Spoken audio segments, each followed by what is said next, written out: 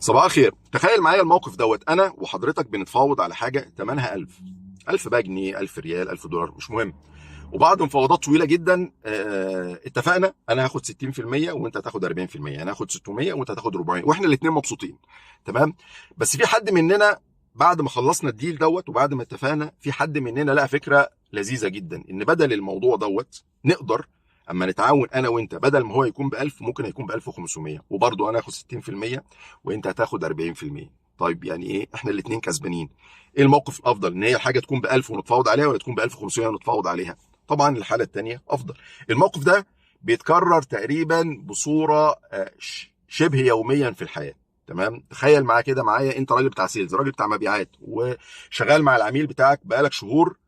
تمام. علشان تاخد عقد، تاخد امر شراء، وات ايفر يعني. تمام. وبعد ما خلاص خدت العقد وانت مبسوط وكان مفاوضات ماراثونيه زي ما بيقولوا، رجعت المكتب اكتشفت ان في حاجه ممكن تحسن العقد احسن. السؤال بقى المهم اللي هو بتاع اصحاب القلوب القويه، هل هتقدر تروح لعميلك وتقول له انا عندي فكره احسن بعد ما خدت العقد؟ انا عندي فكره احسن ممكن تكسبني وتكسبك. هو ده السؤال المهم اللي انت لازم تسال نفسك ليه وتشتغل عليه. تمام.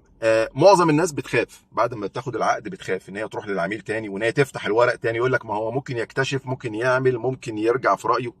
اشك. انت لو حضرتك رايح بفكره هتكسبنا احنا الاثنين، هتكبر قيمه العقد، هتكبر الفاليو، تمام، بتاعه العقد، فانا ليه ارفض؟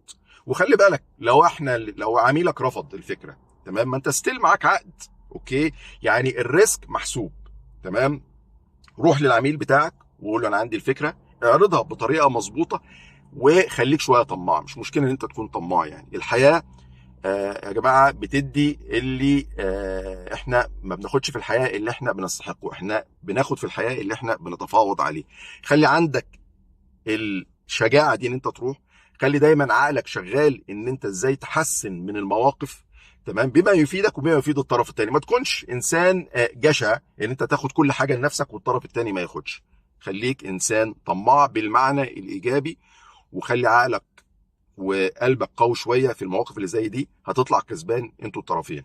سلام عليكم.